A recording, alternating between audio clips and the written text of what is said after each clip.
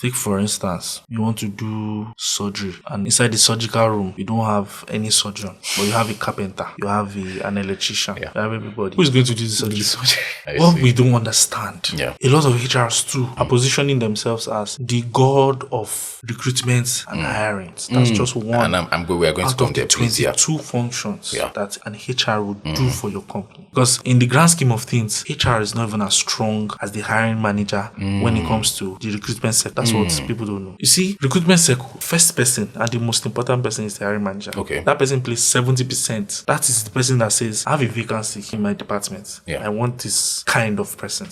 So you give them a requisition form. Right. They fill it. They give you the kind of person they want. Gone are the days when HRs were just personnel members. We're now strategic members of a company. So it means that we sit at a very strategic side of the table, bringing people to build a culture. The person who is supposed to direct the people and culture, you say the person is not needed. Think about it from that angle. I'm excited to learn about the African Workforce Summit. Please tell me, how did you get the idea for that, and how did you go about bringing that idea to life?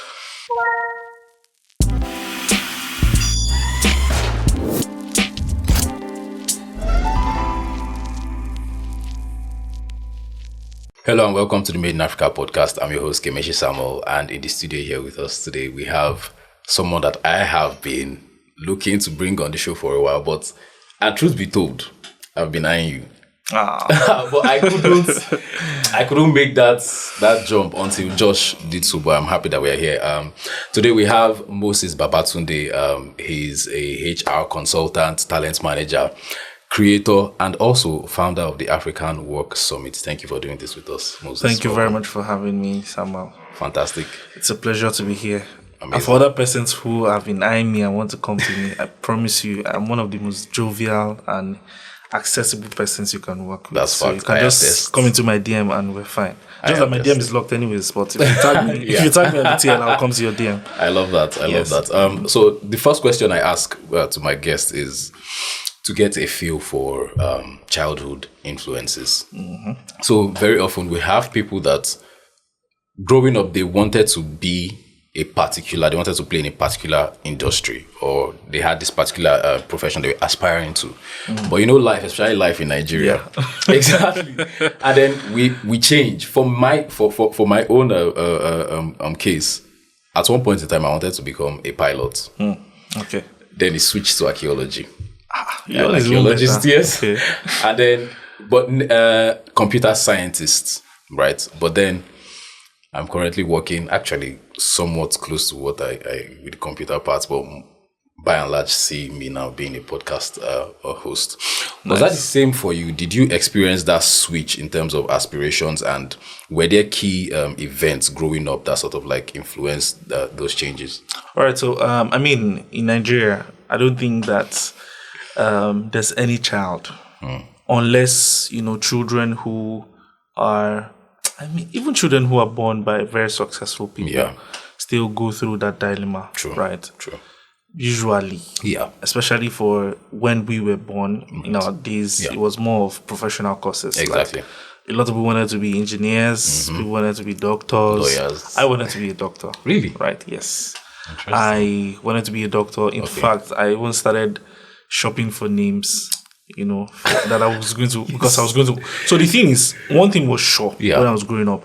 Whatever I was going to do, I was going to own my own thing, right? My mom gave me that ownership mentality, right? Okay. My mom is a businesswoman. All right. My father is a career man. Yeah. But I tilted more to my mom, right? So that my mom had more, liquidity and things like that. Yes. So I knew that anything I was going to do, I was going to own it. So I wanted to own my own hospital. But you see, I was in science class, right? And somehow, I was doing well in science class, but somehow they would still just call me to either come and act a drama for a literature book. There's this Rama Teslim Lejuka Brown character that I acted.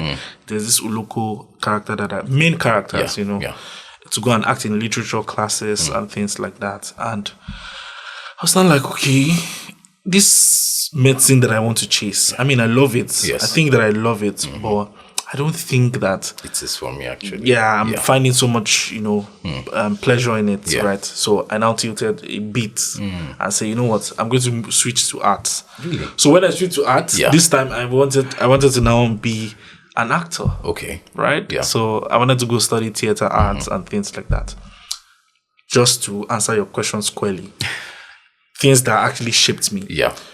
So I started having conversation with some of my aunts, Okay. and cousins that were really doing good in their fields. Yeah. And one of them had an issue with me, Auntie Evelyn. And she's someone we respect a whole lot because this woman had scholarship from her primary school down to university. Oh, wow. Even her PhD in South Africa was sponsored, So she's someone, when it comes to academics, everybody in our family looks up to her. She was not like, with all this brain, you want to go and do theater art. What is that? Try and look for something else, Something else, okay. I know that I like leadership. Yeah. I like to bring people together. I liked humanity and all of that. And that was how, boom, I went to study political science in school. Okay. So you can see from doctor to actor. And then political science, right? Wow. Studying political science, I now found out that political science is not one of those viable courses. It's not a course that you study and then you come out of school like a career and you think that, maybe in the first 3 years of your life, you're building a career in political science. Yeah. So I started looking for what to do from 300 level. Needed to be sure. Yes. Right? I'm not a rich kid, so I don't have anything to fall back on. Baby. I don't be Nepo baby. I don't have anything to fall back to, right? Yes. And that was how I started, going for interviews. And I've said it that my first interview ever was in 300 level. Oh, wow. It was in that interview that I heard of HR for the first time. So maybe in the course of this conversation, I'll talk more on that. But I've given you a story of my childhood and how we got here. So yes. Fantastic. In school, right, you mentioned that you quickly realized that you couldn't build a career out of political science right after graduation. Yes. And then you started exploring other areas where you could potentially at least get some experience in the corporate world right after school. Did you share this conversation with family, like your aunt that you mentioned? Also, what did she think about that? Did you have that conversation with her? And were other people in your class also having the same dilemma at the time? So there's one thing I always say, right? Yeah. One thing that if you take away from me, I'm going to fight you with everything I own. Yeah. Is my freedom. I enjoyed freedom growing up. Yeah. My parents didn't really care what I was going to study. Okay. It's none of their business. Yeah. You like it, you want to do it, fine. They will support me. Right. I was talking to one of my friends yesterday, and then because I was wearing a very short short, then he was seeing my leg and the build, and he was like, if you start gymming, your leg would, you will not have issues building your leg. Legs, and I was like, oh, that's because I've played football to an amateur level. Oh. Yes, I played for NFA under 13. Oh, Kaduna. wow. Yes. Nice. So anything I wanted to do, my parents supported me to the fullest. My dad used to drive me to Ahmadu Bello Stadium, Kaduna. In fact, right? Okay, finish. Yes. He used to drive me to the stadium every Saturday. Wait, watch my games. And then we go back, talk about improvements. He bought my first jersey, first original jersey, right? And things like that. So if I say I want to play football today, my parents are there. If I say it's acting I want to do, my parents are there. Because now, the times that I said I was trying to do acting, I tried it though. It's not like I did not try it. I went for auditions. Okay. I got some. Yeah. There's this film, Dusty Life. Okay. Right? It was like one of the first biggest films in Kaduna. I auditioned for it. Yeah. Right? I auditioned for the character James. Okay. Right? And I got called up. Yeah. Right? But somehow, I don't know how they kicked me out of the whole politics thing. Probably. So if it's acting I wanted to do, my parents will be there. Yeah. When I said, okay, no, you know what? I don't think there's anything in this. So in 300 level, in fact, in school, my parents don't know what my school looks like. Okay. I went to University of Lagos, by the way. Yeah. They don't know what the gate of my school looks like. So they just know that you're in school. Yeah, in school, yeah. We trust you. Right. Do good. Be fine. Right? So all these decisions I made by myself. Right? I figured out early enough. That's high agency. I started thinking of life after school from 200 level. Right? what exactly would I be doing after school? So it was in 300 level I started doing proper research. Yeah. Okay. People who are studying mass comm in my faculty, if you leave school, you know that you either go to printing, media, broadcasting, whatever it is. Exactly. Yeah. So they are lifelines for you. People studying economics know where they are going to. Yes. Even social work in Faculty of Social Sciences, they know where they are going to. Even if it's not so viable in Africa, in Nigeria, right? But you know that if you are abroad, it's very, very lucrative. Yeah. But you see, political science, sociology, geography, where the people they will tell, don't worry, you can work anywhere. You see, if you study something, they tell you can work anywhere. Forget, you can put your hand on your head. No, actually, you will work anywhere. You will work anywhere. Right? And I didn't want to do that to myself, to be honest. And that was why I started making research. Right. And I discovered for myself that it's not viable. Not that it's bad, but it's not viable. Viability means I can get a job immediately after school. Yes. And I am using my certification to practice. You get. The only time you can be viable, maybe 10 years later, you're now playing an advisory role, to the government. You're now going to places like UN. Yeah. But before 10 years, who will be feeding you? Yeah. How will you survive in Lagos? Won't you die? All these things. You even need a portfolio backing up the certificates. Yes, God bless you. So I didn't want to play that. I didn't want to play that game. That's a very risky one. Right? Yeah. And that was why I started, And me, I fend for myself in school. Right? So I was working, schooling. I was also doing school politics. We do a lot in Nigeria. Yes, we try. I was working, schooling, doing school politics. I was faculty president. Okay. Like leading over 3,000 students in school. And I was still working. I was working. So my first interview ever, right? That was when I said, I heard about HR. And I started making research about HR. But I didn't like it. I was like, nah, this is not what I want to do. Okay. This feels like what women will be doing. Yes. We'll come to this, demystifying this. But exactly. Please. Right. This looks at what women will be doing. Because I was studying political science at the time. And even if I was going to do anything, because don't get it twisted. There's a part of HR in political science. Yeah. It's under public admin, yes. Okay. Public admin, out of the 5 branches of HR, is that one that you leave for the people that are not really smart in class. Do you understand? So public admin, personnel management, this ones, they're not so smart. Take it. But we who are doing very well in class, we want to do political economy. Okay. As hard as it sounds, that's how hard it actually is. International relations. Yeah. Politics of development and underdevelopment. Those are the kind of things you want to do, right? So in my head, I was like, nah, I'm not going to do that. So later, I still came back to, Shebi, see me now with my hero and Pupa. My brother, OgaHR. I'm doing OgaHR, yes. Right? I didn't have any reason to talk to anybody about it. I just made these decisions and I followed through. I love that. Yes. Before we move forward, I want us to still go backwards again. No, that's fine. You had mentioned football. Why did you not go through that path, Again, so growing up, I'd say that I had, as far as I'm concerned, I don't know what my life is going to be in the next 10, 20 years. But I promise you, as far as I'm concerned, I lived my best life when I was a teenager. Okay. Not because I had anything soft. I mean, I lived. I was... There's so many things I did as a teenager that a lot of people in their 30s cannot boast of doing it. Wow. I ran businesses as a teenager. Yeah. I bettered ideas that came to life, that celebrated year 1, year 2, year 3, right? So I had a very strong mind. Yeah. Very strong mind. My biggest asset in this world is my mind. I don't joke with it. Yes. Again, the same mind told me that, I'm good with this football, but I'm not good enough to go pro. Yeah. I'm not good enough to get a scout. Say, I want this boy. Come go and play. Right. Because I went for trials. Okay. I went for trials. These trials I went for, and it was supposed to take us to Qatar. That was the first time I was hearing Qatar. Right. That was supposed to be, I think, under 16. Yeah. Right. I was supposed to go to Qatar. And that was the first time I told myself that, you see that thing I told you? Because I talked to myself a lot. Yeah. See that thing I told you? You are good. This confirmation. Because I mean, for me to even get into the trials meant that I was good. Yes. But not good enough to go pro. Right. You see, many other of my friends kept deceiving themselves, telling themselves that I know one day something will pay. Something will pay. I mean, some people played football till 32. My set. They played football till 32. They played till, because a lot of them were even older than me. Yeah. But I was now bigger than them. I'm a defender. I played defense. I play 5. Okay. Right?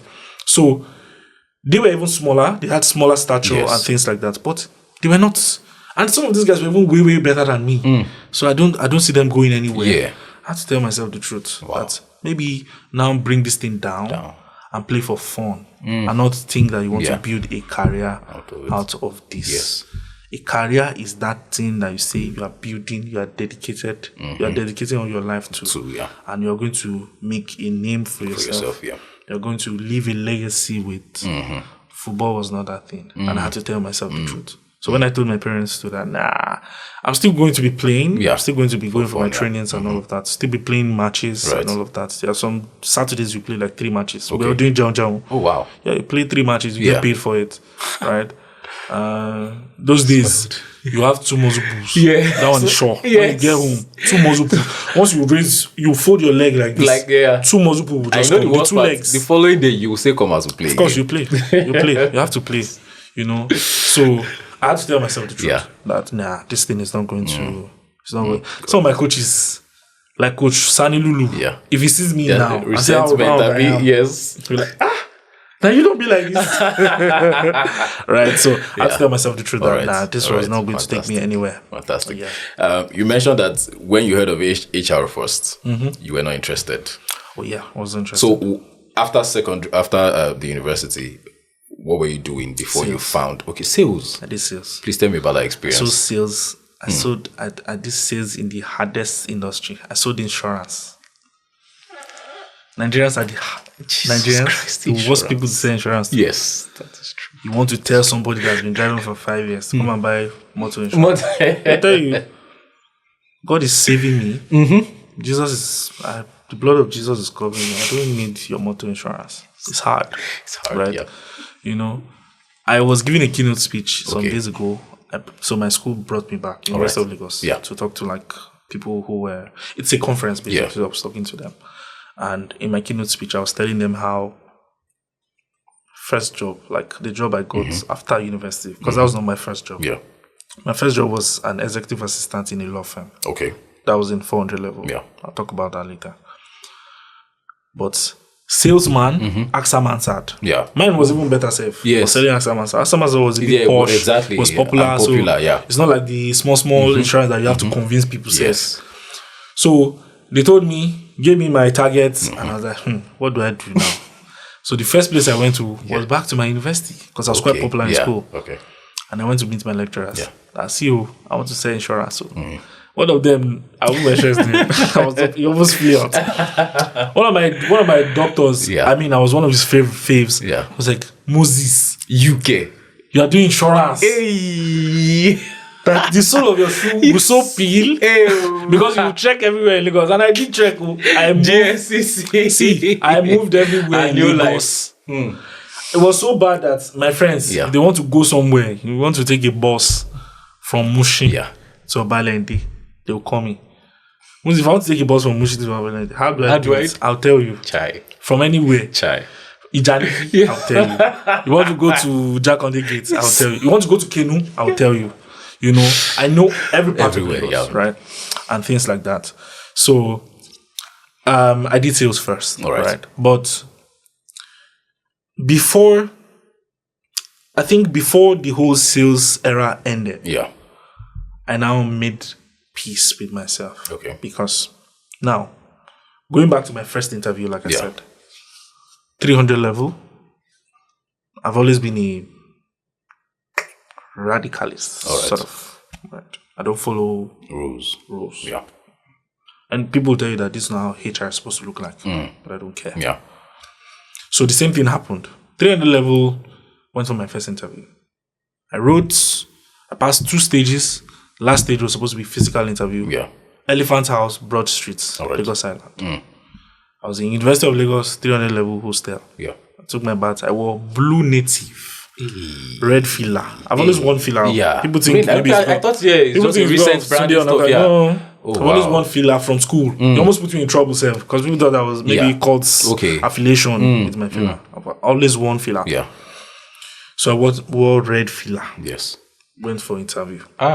When I went there, I just knew that I'm the only odd person now, because everybody was wearing suits. Yes. Tie. Properly dressed. Me. Native, up to down, with brogue shoe and a filler. So I sat down.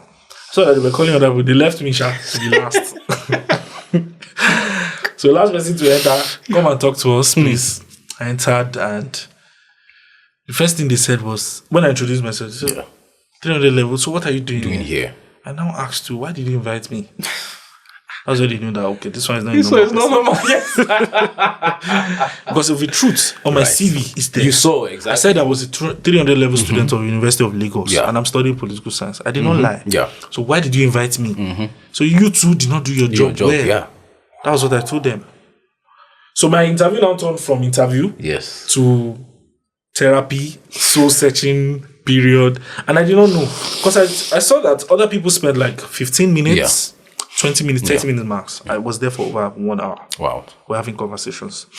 It's still hurting me till today that I don't know the name of those 3 guys. Because as far as I'm concerned, whatever I'm doing today in HR was built on the conversation I had with those 3 guys. Wow. I can remember their faces. Yeah. If I see it anywhere, any day, I will go and look for them. Right. But I don't know their name. Yeah.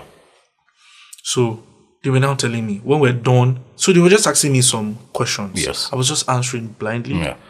And with a very naive mindset. When we're done, they now asked me, have you heard of HR? Right. Don't forget, my course. Yeah. There's HR. Yes. Somehow. So somehow I've heard of it, but I lied. Yeah. I said, no, I don't know what HR is. Because you're not about to talk to me to go and start doing HR. That, please, I came here for a serious job. Don't tell me to go and do HR. Yeah. So I told them then. Then I told me, go and read about it. We think you do well in HR. Right. I left and never did anything about it. Never read a bit about it. But you see, when I was tired of sales, I knew that this sales thing is not what God wants for me. Yeah. Let me not die looking for to buy insurance. Trekking around Lagos. So I started asking questions, right? Started talking to some of my mentors, some of my friends that were like way older and more advanced.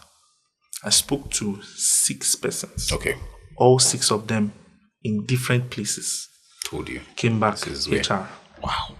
I started like, okay. Maybe true.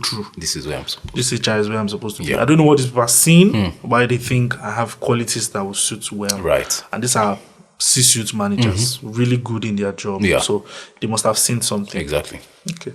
And I started reading about this HR. Okay. Right. And it was in my reading that I fell in love with HR. Like, this is me. It feels like me. Yes. This is me. Like, all of this is me. Wow. You know, all of the branches, the 22 functions of HR. This is me. Yeah. Right. And I was still doing my sales job. Yeah. Then I started saving money to be writing professional exams, professional HR exams. Yeah. I now took my first bold step. Then my girlfriend, I called her. Please pray for me. I'm about to take a step that might get me fired. Yeah. So I went straight to my MD's office. You see that floor? People don't even go there. But this mad boy, sales guy, I went there, knocked the door. Yes, come in. And I told him that, sir, I love my job. Yeah. I'm doing well. If you check my records, you see that I'm selling well. Yeah. But if there's any day you want an intern in HR, please. I'm that guy. He was like, I've not seen anything like that before. Well, what are you saying? I said, I just came to tell you. Thank you, sir. And I left his office. Ooh. So somehow he started looking for me. Yeah. Right. I went back from his office. I went to the HR department and I told them that at any point, if you need someone to, because HRs have things they call menial jobs. Menial jobs, okay. They don't want to do files and all that. Yeah. So I'll always go to their office and help them do the filing, all the small things. To the point where Where's that boy that likes HR? Come. We have this. We want to hire drivers. Yeah. Come and do the interview for drivers. Oh, I loved it. Oh, wow. I'll do it. Come and do the interview for cleaners. I will do it. Come and do interview for what's it called? Office assistant. I will do it. Yeah. Up until the day we had I now had my first interview for HR. By that time, I already knew almost everything. both the theory and the practicals of it. And that was how I got my first job. That is fantastic. Yes. In that same AXA Mansard. Yes. So I started from there. Yeah. I started moving. So I started from HR intern, move. Wow. To the point where I was head of people and culture somewhere. Now took a bow. Yeah. And really focus on my consulting bits. That is fantastic. Yes. Now let's talk about HR. Okay. There's this misconception that, maybe I might be wrong, maybe it's not even a misconception, maybe it's actually facts that we should look at, that an infant company shouldn't bother themselves with setting up an HR department. Right? Because staff number is very limited. So what will an HR person actually be doing? What can you say about that? Okay, so I've heard that a lot of times, and the response I usually have for people like that is, take for instance, you want to do surgery. Yeah. And then inside the surgical room, you don't have any surgeon, but you have a carpenter. You have an electrician. Yeah. You have everybody. Who is going to do the surgery? See. What we don't understand. Yeah. And I will not blame a lot of people, right? A lot of HRs too are positioning themselves as the god of recruitment and hiring. Exactly. There's a whole lot. That's just one. And we are going to come there, please. 22 functions that an HR would do for your company. Yeah. So there was one time I did HR mixer. Okay. They did not know what I was planning. But I sure brought them inside one room. And the 4-5 hours were there, I was insulting everybody. Yes. That was my goal, and I was happy. Yeah. You know, Fulfilled. The young HR, the old one, everybody, I insulted everybody. Right. I'm a crazy person, I've said it. Yeah. They know too. They should have known when I was calling them for that mixer. You know, Should have done their research. But then later it struck a chord. Okay. Right. To know that you're not just good enough for hiring and firing. If that's your only job, then every other person can do that. Because in the grand scheme of things, HR is not even as strong as the hiring manager when it comes to the recruitment circle. That's what people don't know. Yes. You see, recruitment circle, the first person and the most important person is the hiring manager. Okay. That person plays 70%. That is the person that says, I have a vacancy in my department. I want this kind of persons. So you give them a requisition form. Right. They fill it. They give you the kind of person they want. Yeah. I want 2 years of experience. I want this, I want that. They also know that I'm working with this kind of people in my team. Yes. We are all jovial in this team. We laugh a lot. So we can't bring someone who doesn't laugh. Yes. We can't bring someone who say, people are committing sin. Why are you laughing like this? Can't bring such a person. So they would check those traits when you are doing interviews. Right. So if you as the HR, the only thing you do in that space is organize the interview, help curate the interview, help send letters, then any goddamn person can do that. Yeah. So how about we go deeper into other things like the performance management metrics? Yeah. That's when you see an HR person putting that structure up, you are confused. Is this still HR? Yes. The compensation and benefits. Yeah. When you see that HR person sitting down doing that payroll, you're like, this is also HR. Mathematics, you know HR. Hey, wow. You know, wow. HR analytics, like a whole lot of things that you can do with HR. So it is not just a child's play. Right. Gone are the days when HRs were just personnel members. We're now strategic members of a company. So it means that we sit at a very strategic side of the table. Very true. You are bringing people to build a culture. The person who is supposed to direct the people and culture, you say the person is not needed. Think about it from that angle. So you see, you see that company is already setting themselves up for failure. Yeah. And that's why you see a lot of companies start to bother themselves around bond rates. True. Now you are going to hire 10 people. And these 10 people, the only thing they are doing is one person will carry cup in the morning, drop it. Another person will now carry the cup again, drop it. They are doing the same thing. 10 of them. Wow. But the proper HR will look through it and say, nah, you don't need up to 10 people for this role. There's something we call sweating the assets. Okay. For a startup, we look at it. We look at your money. Okay. We say, nah, you don't need 10 people. At best, let's get 3 people. A lot of people don't like HRs for this side. Yes. But that's the truth. You sweat the assets. It is when these 3 people have done work to a certain level, you don't say, oh, these 3 people individually need subordinates to work with. You now get 3 other persons. Or at best, one person. All the work that's supposed to be done now spill over to that person. Because there needs to be a justification for why people get paid their salary. Simple and short. But the moment you now bring 20 people that are now doing something we call, proliferation of roles. They're just doing one thing. They're just performing one task. Right. Then there's a problem. So from the very beginning, you need HR, to help direct people and culture. That's why, and I pity a lot of people now. Now that there's a ChatGPT, you think you don't need it at all.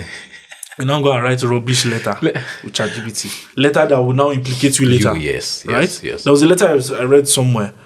Now, they did not even proofread that letter. Okay.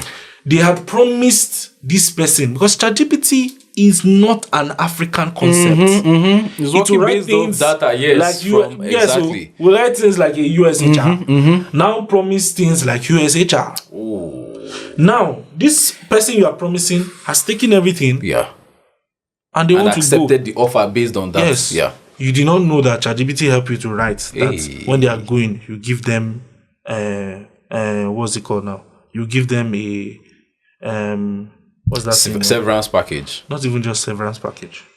Oh God, there's this clause. It was in my head. I remember it. Basically, like a stake in the company.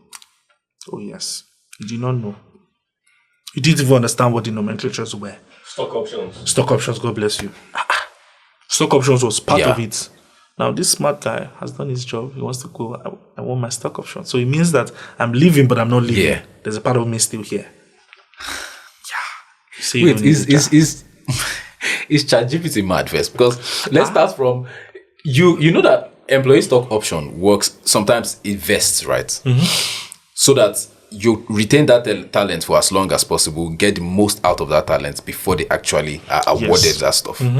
So that if, for example, that talent did not stay for the duration that is stipulated in that contract, that could have been a basis to fight that. But I don't know the details, obviously. Now, I'm telling you now that the prompt would have been that, hello, I'm starting a new company. I am hiring people. Yes. Kindly write me letters that I will give to the pioneering staff. Exactly. See this strong keywords. Pioneering staff. ChatGPT will give you stock option. Do you know how many times I sit down with ChatGPT and say, are you mad? Are you crazy? Like, what's this? That's because I know what I am doing. And your AI is as smart as you. If you are not smart, your AI too is not smart. Your AI will vomit things that because he must vomit something. Right? There are some things that I do with ChatGPT and you'll be wondering. Garbage in, garbage out. Someone was sitting close to me the other day and was like, what version is your ChatGPT? I say, the normal version you're also using. But I've trained my AI to a certain level. There's a way it's thinking. I mean, it's the prompts. Exactly. Right? So, you are not even smart enough to filter. It was fast. It was very easy. You copy, you paste, you do a letter, you send. This person has read it thoroughly. Digested. So unlucky. Because also, on the other side, we have a lot of people who just, the only thing they care about is just sign. That part that says Naira and Kobo. Okay. This is how much I will be paid. Okay, that's all, They don't even know other things that comes with the job. Right. But this one read everything and accepted it. I was on Twitter the other day and the Gen Z workforce, they're a very interesting bunch. I love them so much. Right. So this young lady had applied for a job, and they had like stipulated her job responsibilities, right? A typical JD. But then she went and they started patching. Yeah. So she felt, okay, maybe I can manage. After all, it's not so crazy. Then the following day, they came and patched more. And just 3 days into the role, she quit. Why do some HR professionals do that? In that case, I don't think it's HR. You know, thank God that I've already given you the hierarchy of things. Yeah. See, people will see JD and I'll be insulting HR. Yeah. You're insulting yourself. HR is not the one who writes JD. Oh, yes. In fact, if you work in a place where HR is the one writing your JD, there's a problem. The team lead that leads that team that knows what they are looking for is who writes the JD. HR then guides to say, are you sure this is not too much? Right. Because you understand the labor law. Right. You know that this is the number of hours people are supposed to work and things like that. Maybe your JD is now, being too extensive. You now call it to order and things like that. You are just a custodian, but you are not the one who writes the JD. So HR doesn't write the JD. That's another myth that we must demystify here. Yeah. Thank God we have this conversation. We don't write JDs. Yeah. We are not as powerful as we think in the recruitment phase. It's anywhere 2 or 3 are gathered small company. HR is Lord and Master. And that's why when I'm doing recruitment against HR, I'm trying to recruit an HR. And then you're telling me that you are playing end-to-end recruitment. I know that you don't know what you're doing. You don't play end-to-end. There are other people who has a say, even stronger say than you. Cycle, Your job most times is just to start off the conversation. Yes, you will be very strategic in the whole thing. Yes. There are times where fight will happen. Right? Because I've worked in places where 2 VPs, are making a decision on who to hire. Times like that, I'll step in as the HR. Right? But if one was higher than the other one, what it just simply means is more levels of interview, especially when 2 of them are not agreeing. So you do first stage interview. But in this case, since you know that instead of wasting people's time, you crash 2 stages into one. Like my tech interviews now. Right. I'll make sure that it's extensive. Just know that the first 10 minutes will ask you oral questions. Then the other time I'll tell you, from your email, you already know that you might do a coding test. Live there. Nice. So you do coding test. Then, if I like you and you are good, the hiring manager also likes you. We are watching you on the coding test. We like you. We now move you to the next stage, which is the VP of tech. Right? You see now, how then is the HR so important in this thing that I've just painted in your head now? Because let me tell you, if the hiring manager says that person is not going to the next level, it's not going. HR will go back and look for more people. Right. If you now go to the VP, people say, who are these people? I don't want them. Okay. I'm sorry. You will go back. So how then are you so powerful? How then is the HR so powerful to the point where it's playing end to end? You never play. I love that. We've been talking a lot on the hiring process. What of the people management now? There's this from outside looking in, right? People often say HR is not your friend.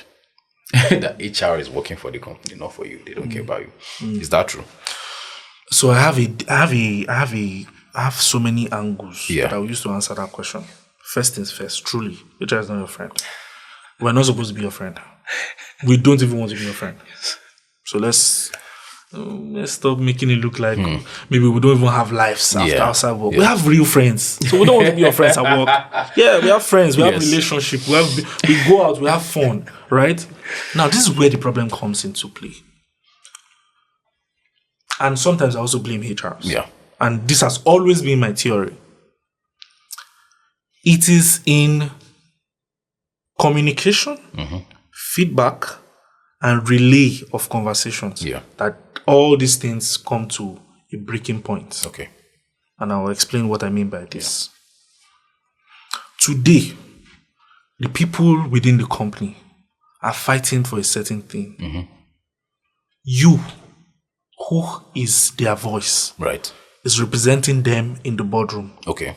Now, what a lot of people don't understand is, do you know that sometimes HRs go into the boardroom and then they come out almost crying? They're trying to push something. Yes. And then management will insult you. Oh. And say, don't you have sense? Can't you even see that? If other people don't see it, can't you see that we're not making profit? And you want to ask for salary increase? Yeah. Are you mad? Because our management is dog eat dog. It's crazy. Yes. People don't understand. People think management meetings are glamorous. Sometimes people throw insults. Punch, yeah. You know? Now, that HR goes there, gets that kind of insult. But, you know, we are trained to accept, absorb those absorb things, it. You come out, you still be smiling. Right. Now, where there will be problem is when you don't give proper feedback back to the people who sent you. Yeah. You don't say anything to them. You just shut them out. As far as you're concerned. You didn't even talk about it. Yeah. They don't know that you actually went there and fought for them. And they insulted you. Wow. Give them feedback.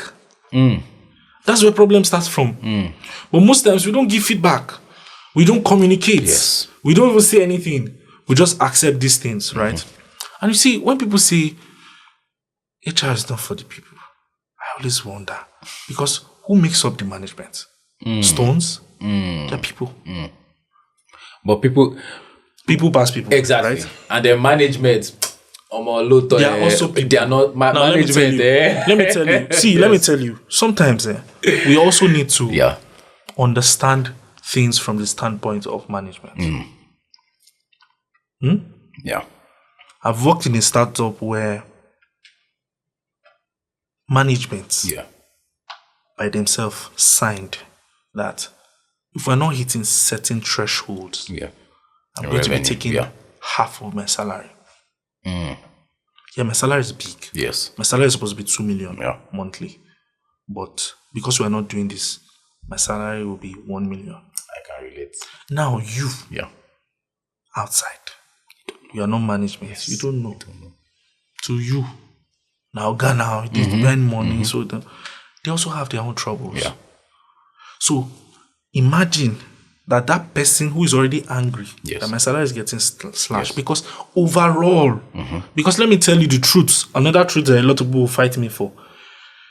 People who work in companies don't really care whether the company is making they don't. They just want their paycheck at the end of the month. So if you're a sensible person and you know that this company is not making profit, you have two options. Stay or plan your exit. Right? Yeah. You now send HR to go and talk to that management that already right now they've been slashing their salary for the past 5 months. And what do you think will happen to that HR? And the funny thing is people don't understand that HR, especially for a small company, HR has the most brutal exit. Something will go fall on your sword. Wow. You will sack yourself. Yeah. You write your own sack letter and send it to us. You know that this letter I'm writing is for me. You still write it professionally. Send it to your own inbox. Now send it to myself from people engagement email. You now send it to Dear Moses. We are happy to tell you that we are not. You know how traumatizing that is. Oh my goodness. Now these things people don't pay attention to them. You just say no HR. HR is so sweet in people's mouths. Rain is falling. HR. Go and check Twitter. HR is trending. Dear HR, sure you can see rain. But HR too will enter rain and go to work. HR too will enter rain and go to work. People don't understand that HR must practice we live to fight another day. If I go and fight management with D, it no work, I will come back. Because me too, I'm a staff. I can be fired. There's a way I will push. You'll just tell me, okay, you want even too much. They go. You're fired. Yeah. Okay, if they fire me, what will happen? Who will fight for you? Somebody will fight for you, I promise you. I have a very interesting question. And this is when this comes to performance. At the bottom line, a company wants a staff that does his job or does her job, how they should do the job. Yes. And if you have high agency and you are proactive, good and fine, we will actually often reward that. But what happens where there are two people in the same department playing the same role? One is not so good at his job. one is great at his job. But the one that is great at his job is a problem maker. Insubordinate, aggressive, proud, and in some cases even disloyal, right? Might reveal, like, there's no way of finding out, but you get the picture I'm painting of this person. And then this other person that's not so good at his job is loyal, takes feedback and implements them to the best of his abilities or her abilities, and has this ownership mindset that I want to be here and grow this business. If the company were to let someone go, who would they retain? Interesting question. So the thing is, the way we work, right? We work based off objectivity. Okay. And objectivity are guided by certain things. Yeah. Number one is the KPIs. almighty KPI. Yeah. You now also put something called the employee handbook by the side for behavioral patterns. Yes. There's also the overall company culture. If you put these three things together, place them side by side, whether this person smiles more than the other person, whether this person shares their food with all their team members more than the other person, if that one is falling short of these three things, that person is one who will go. Especially if people would have to let go. There are also other mechanisms and formulas for letting people go. There's FIFO. Okay. First in, first out. You don't take for we don't know what they do. I want to let people go. Yes. Go. There's also LIFO. Okay. Last in, first out. Okay, you see I'm now. Yeah. You say business done bad. Yeah. But you just come. Yeah. It's easy. You will still find your way around. So can't they go? LIFO. Yeah. So there are things like that. Right? But nobody takes decisions based off emotions. Again, nobody, no company, no performance metrics would reward effort over results. Yeah. If you like, say... I have an argument, but please land. If you like, say... Yeah. And do I like to explain effort? Especially because I'm an a performance management systems expert. So even when I work in companies, I help to build the systems. All right. My last company, we built from ground up the tech that was helping us do performance appraisals and things like that. I love things like that. So anytime I'm training people before we start the circle, I always use this example as performance versus efforts. Performance is that team effort, team performance. We are all of us are going to Lekki 1. Okay. That's our goal. Yes. Then you, high speed, you're on your way to Lokoja. High, the fire speed. They go. In fact, for the journey, robbers attack you, they beat you, collect all your money, but you still reach Lokoja. But when chips are down, who sent you to Lokoja? Effort, results, Result, Lekki 1. You see that in the grand scheme of things, the result was not even supposed to be that hard. It's Lekki here. Yes. You went to Lokoja. Now they've beaten you. You are now so emotional. Beating you in the real sense of work is maybe a salesperson. So target is 1 million per month. You've worked everywhere. You've looked for people. You've done everything. You've seen shaky. In some of the days you went out, rain beat you. But the fact remains that while we understand this, you did not hit your targets. It's a business decision. It's not an emotional decision. Because if you keep making emotional decisions, the company will crumble. So are you saying in that case? In that case, two major things will play out. It now depends on what the company values. Thank you. What the company values at that time. Right. Do I value? Because whether you like it or not, there are different stages in a company. There's a stage where the company must, by all means, keep the best brains to ensure that the company is floating. Imagine that the tech team, the person who builds like like 60% of it. Right. So you will find a way. Not a good thing, yes. but you find a way, right? So are you tilting towards culture? If you're tilting towards culture, I promise you, that person who is unruly and all that will go. Right? But if you're tilting towards performance, Right. so it's just based on what you as the company And the stage you're value at. the stage that you're at. I That's love how that. our That's answer fantastic. is. I want So by yourself, pick the answer. I want that to be the last question on HR. Yeah. I'm excited to learn about the African Workforce Summit. Please tell me, how did you get the idea for that, and how did you go about bringing that idea to life? Idea came in 2020. Okay. Right. 2020 was a time where we were all seeing shiggy. Yeah. Right. So you either get depressed or you get very creative. True. And part of my creativity was that I bettered the business, DHR consulting, and how do I make this business make so much sense? I was going to be doing certain social, engagement events. So I started something called HR Crunch. Okay. Side by side, I also started something called 4 Saturdays of HR. So I did that for like 5 times for 5 years until I now stopped. Because the goal was to do it for 5 years and stop. And stop. I've stopped. Okay. But HR Crunch was supposed to be an event that was supposed to be happening annually every year. Right. So we did the first HR Crunch. Now, 2020 lockdown, we couldn't do it. 2021, social distancing was still on, so we couldn't do it because I didn't want to do an event for 100 people. That was supposed to be a big event. 2022 we're ready, but one thing led to another thing. We couldn't do it. 2023 we're so pumped that don't worry, we are going to do it. We did not do it. First time we're now doing it was 2024, 8th of June. Right? So it was formally HR Crunch. Okay. But I knew deep down that this is not an HR event. It's an event for everybody within the workforce that want to upskill, reskill, and are so concerned about their personal development. Right?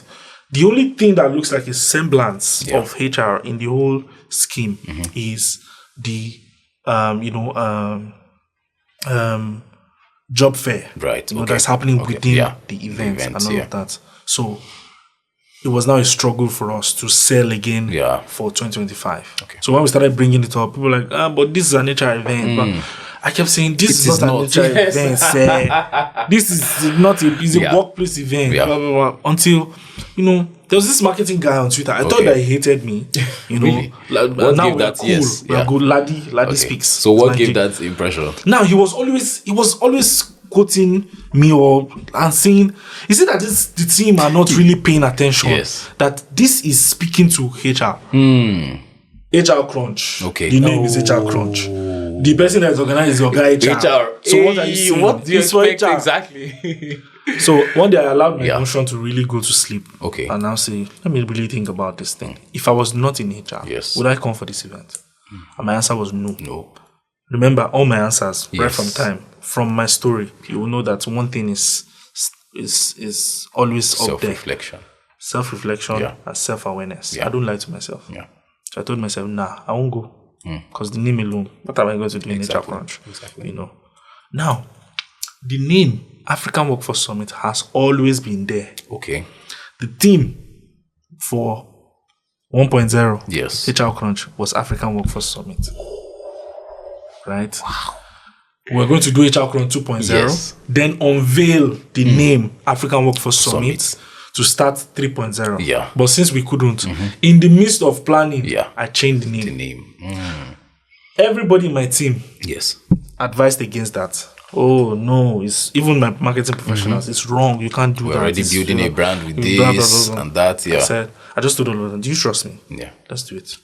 And when we announced, the acceptance was crazy. We had more ticket sales. We had more people, saying African Workforce Summit sounds better than HR Crunch, and all of that. And that was it. So this year we did it 2 days, 27 and 28th of June. So 27 was the day where we had the job fair happen. So a lot of people got jobs, came to do interviews.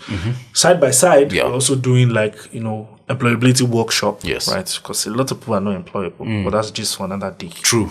right? True. So we're trying to, it's not just enough to say, see jobs, come and interview. We're also teaching you what to do. There was art of salary negotiation, like a whole lot of things that we did first day. Then the second day was now the main conference, right? Where we had, people from all walks of life. Founders, we had 2 founders have something we call the founders chat. That's Sheye Bandiri and Josh of Piggyvest, the CEO of Piggyvest. Both of them sat, answer deep questions on how to manage generations within their workforce, because they're both young CEOs. How did you manage people that are like 40 years? Exactly.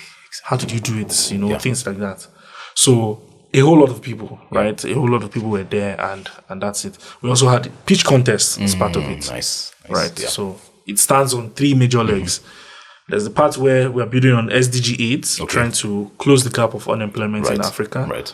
We are also doing to expose people's mind, help them upskill, reskill, personal development, and also trying to bring in new founders into the workforce through that pitch contest. That's fantastic. And now it's now going to Kigali. Exactly. So I've gone to Kigali. I've gone to Dureki and all of that. I have a meeting with Noskin next week and all of that. So we'll do. Oh, fantastic. Yes. Wow. Congrats. I hope that goes well. That's I hope it goes well. Noskin, if you want this, I need you guys. I love Noskin. Because we're out of time. I want to ask this last question as an HR question. Yes. When I have an interview, right, and it's time to negotiate, how should I handle that situation as the person, that's the applicant, the candidate? Should I throw my number first, or should I wait for the HR person to say, this is our budget? Or how do we navigate that dynamic in the way that it favors the applicant? Yeah. So, to be honest, you see this question, it's like a football cast on its own. Yeah. Because I have to be very careful so that people don't take just one part of my advice and run with it. Yes. But there are like 3 levels. All right.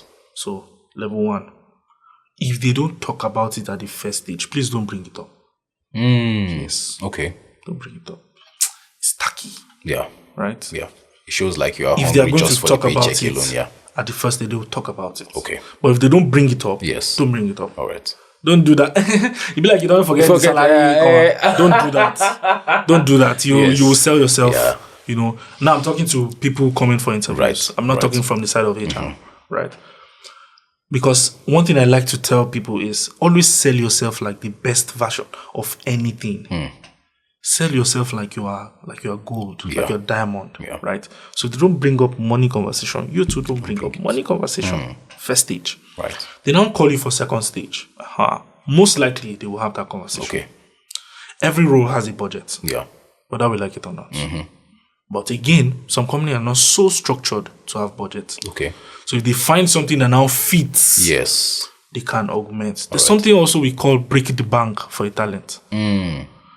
What you're asking for is way more than the budget. Yes. But I like you. You must work here. We'll go and augment it and bring you. Wow. It takes a lot, right? So in that case, what do? Do you talk about it first or not? Some HRs, like myself, I will never tell you my budget. Right? So if you're talking to someone like me, that is stubborn, I will never talk about my budget, right? You too, don't talk about. All right. Yeah. Don't throw a figure. Yes.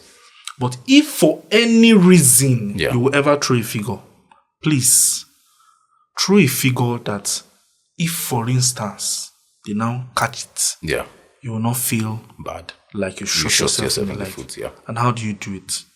If right now you earn 300,000 and you feel like the money that can make me move now is 500,000 or 700,000, stick with that number, right? But please keep it within a range. Don't give a definite figure. Okay. Tell them 500 to 700. Right? Yeah. Now, even your list number, ensure that you have added 30% on it. Okay. Yes, 30% on it. So that what comes to us now, don't forget that what you were earning before is 300. 300, So if by mistake they go and pick 500, they are fine with it. Right? But here's what happens most of the time. It's a psychological game. Yes. Because in your head, that your mindset is not like, sure, I know I for say 1 million. Yeah. It starts to have a ripple effect on you. Oh. And be feeling like, I should have said 1 million. Yeah. Before you know, it starts to affect your mood. It starts to affect your output. Yes. And everything. You are not even grateful that you were fine with 500 in the first place. Even if they offered 600,000, you will still want more. You get. So always add like a 30%. Okay. So worse as it was, it's still higher than what you would have. It's a psychological game that you're also playing on yourself. Yes. You will never feel ungrateful. But some people, whether 1 million, 1.5, whatever, they're still ungrateful. Okay. They're not happy about the salary. I love that. That's my advice. I need the end. And then don't throw the numbers first. If you must throw the number, add 30%. If you must also throw the number, give a range. Don't give a definite figure. Right? And if you are strong, because me, if I'm on the other side and I'm interviewing with a HR like me too, I will not say any figure until you make your offer. Okay. Then when you make your offer, I negotiate. If I give a range between 500 and 700, and the company's budget is actually 700. Yes. Is there a case where or even if I give 500, definite 500, let's assume I made that mistake and give 500 and the budget is 700. Will the HR person ever give you that 700? Now, this is where I talk to witches and wizards that are calling themselves HR. Some of you are witches and wizards. You are doing that thing and saying, yeah, saving money for the company. Rubbish. See, every role you supposed to advise your company, every role is supposed to have a salary band. Is that salary band that says 4 of us are working in this department? Nobody's feeling cheated. Salary band. Okay. I fall within a salary band. So it means that if someone is coming, I know some HRs, I know some companies. If the salary was supposed to be 700, you now say it is 500. They will still offer you the 700. Now it makes you on the other side very indebted. Like, wow, exactly. I say 500 though. Now give me 700. Because of this, I go walk my life for this place. Right? There's that. Now, some other people that are smart by half would say, okay, no problem. I'll give you the 500. Then still ensure that they have the requisition of that 200 and now be adding it for you. So your first 6 months, you do so well, they add it. You now move from 500 to 550. Okay. Like, this place, another 6 months you move. So every 6 months you're getting increase until you now hit that ceiling of 700. By that time you're already fine. By that time you self are already looking for another job. True, that you want to go through and things like that. So there are companies who will give you the figure that are already big companies that 700 is nothing for them, right? They just want to play safe by their salary band. There's some that are akagom. In fact, say 500, will bring it down to 450 just to see if true. It is that 500 you want. And most people are desperate, right? True. They will take the 450 and not consider that Tinubu is now. Kachi, if you kill me after now, that's fine. Last question. That last one. And this is a Nigeria thing. In the United States, their labor, whatever association or organization or institution instructed companies that if you're hiring, put the price that you'll be paying for that position. In Nigeria, that is still very scarce. You see companies post and they will have 10 pages JD, and then you will not put how much I would earn if I do all of this for you. Why is that? And I don't know when you think that should be changed? Oh yeah, I don't know when this episode will be out. But I mean, next one is like September, right? So from September, this whole thing will stop. So companies will be mandated, either companies, consultants, personnel, whatever, will be mandated to put salaries on their job ads. But I have a dissenting view. Anyways. And my dissenting view is because it's not because people do not put salaries not because they don't want to sometimes. It's just because you now be explaining to people that don't really need your explanation. Especially I post, because now it's not only LinkedIn, I will look for talent. Even X, and I put salary. one person from nowhere will now come. For all this thing, you want to pay 250,000 before you know. Okay. That bandwagon is yes. will now start. Everybody starts to pile on it. That, yeah. You know. See, let me not lie to you people. When they say economy is hard, it's not only hard for humans. It's hard for businesses. Economy is something that affects humans, entities, and companies. Yes. So companies too are struggling. Yeah. Which would you prefer? And that's where I will end this conversation. A company that says, don't worry, I'll pay you 1 million every month. And the first month, they don't even pay your salary. 3 months, you are dragging them. 4th month, you are saying, God will punish you. If I know this is how this company will be, I will not work here. Or the one that says, based off affordability, I can pay 500,000 every month. Right. Can I promise you 1 million? Yes. But can I afford 1 million? Yes. I cannot. So people pay based off affordability. Yeah. And that's why people say, you know what? Instead of now putting this salary out, that people will now insult me. I will definitely find that person who is going to be contented with the salary. Yes. Don't worry. When you come for the interview and we are talking, ask me, I will tell you that this is how much we are willing to pay. Right. Rather than now putting it as a public information, and people now start to pile on and it. And even brand your company. Now brand your company. Negative. For people now even apply for the job yes. and all of that. Yes. It now becomes very, very hard. So I wish we had more time. But I'll leave it there. Yes. It's been amazing talking about. I never knew that I would enjoy discussing HR like this. Yeah. People always have that effect when they talk to me. It's fantastic. And you're a great storyteller. That's been it on this week's episode. I'm your host, Kemishi Samuel. You've been listening to Moses Babatunde, also known as OgaHR, and I'll catch you guys in the next one. Bye.